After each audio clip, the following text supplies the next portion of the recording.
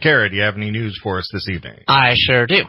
So, first off, as listeners probably heard from news other than Radio Wasteland, last week India and Pakistan got into a dispute over Kashmir when Pakistan shot down an Indian pilot after India bombed militants in Pakistan, and the world held its breath because it looked like there was a possibility of full-on war for about 3 days.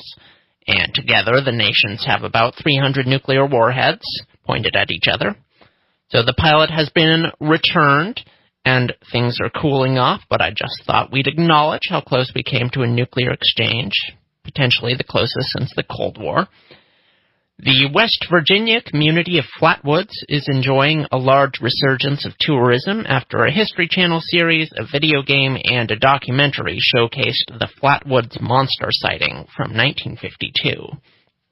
On that fateful day, 2 brothers spotted a bright object flash across the sky and land nearby. They and a few other residents of the area went to investigate and encountered a bizarre creature with, quote, small claw-like hands and a head that, quote, resembled an ace of spades. The local Flatwoods Monster Museum reports visitors from 27 states and several other countries. So, good to see the lesser-known cryptids getting some love. And in mind control news, researchers at Zhejiang University in China have used brain-to-brain communication to allow a human to guide a rat through a complex maze using only their thoughts. The non-invasive system consists of an EEG machine that records human brain data and transmits it wirelessly to electrodes implanted inside rats. Describing their accomplishment, the scientists said, quote, our manipulators were able to mind control a rat cyborg to smoothly complete maze navigation tasks. They went on to say, computer-assisted brain-to-brain interface that transmits information between 2 entities is intriguingly possible. Of course, the rats made the researchers say that. Back to you, Chauncey. All right, so cyborg rat, I'm a sucker for this, but I gotta wonder, because they're saying that, like, hey, it's possible, hey, this is doable, this might happen. But really, I gotta wonder if this is more of a level of one-way mind communication and behavioralism than it is conveying an idea, because, like, how do we convey it to rat speak?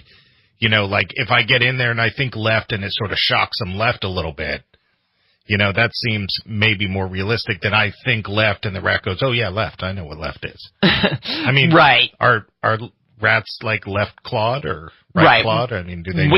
We don't really know yet what's going on in the brains of rats that this is happening to, but it is worth noting that this is just the latest in a long line of similar technologies like that. A few years ago, researchers were able to transmit an image from the brain of one human to another. Oh, crazy. Wirelessly. And I know a couple of months ago, probably at this point, you were talking about reading thought patterns and turning them into words so that you could actually tell what a person was thinking based off of parts of the brain that highlight and that represent right, that's words. being used with people who have, like, locked-in syndrome, and they're almost totally paralyzed, but you put an EEG net on their brain, and, it allows them to send simple messages. Right, and don't get me wrong, I find all this amazing. The part that I have a hard time wrapping my brain around is the translation from human to rat. Human to rat, exactly. And I think even the researchers probably don't really know how that's working. I imagine in my head they're not sitting there thinking turn left. It's more like they're like a 9-year-old kid playing Super Mario Brothers who's like licking all around their mouth with the paddle, leaning way far to the left as they turn to the left. You know how back, you might be too young to remember, but back in the day, man, you always had that kid who was all like sweaty and he'd be playing the game, and every time he like tried to go to the left, he'd move his whole body to the left and bend the controller as though that would make him get there faster, which now I guess in the Wii it might. But I think I learned more from that question than you're likely to learn from any answer I could ever give. All right. That's wisdom. Wisdom is the intelligence that only comes with age. And I apparently have some when it comes to the original Nintendo system.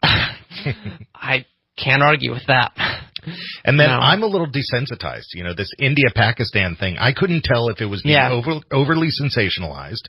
I mean, I get that they were pissed at one another, but nothing in the news that I was following really was conveying that that they were threatening to shoot nuclear missiles at one another. No, they weren't, but they were threatening to go to war. Were they? Yes. Oh, I see. And they both have nuclear missiles. Right. So it's not hard to imagine. Yeah. But I mean, you know, nuclear... So let's go to war, but ixnay on the nuclear missiles, okay? I bet you that would happen. I bet you if we went to war with somebody, that probably would happen, that people would both refuse to use nuclear weapons. For one, let's say India and Pakistan went to war with one another, and Pakistan said, okay, well, we're going to nuke India. Sure. They might fire that first nuclear weapon, and basically the entirety of the free world would rain hellfire on them for doing it. So it's like that choice... Yeah, that's more than possible.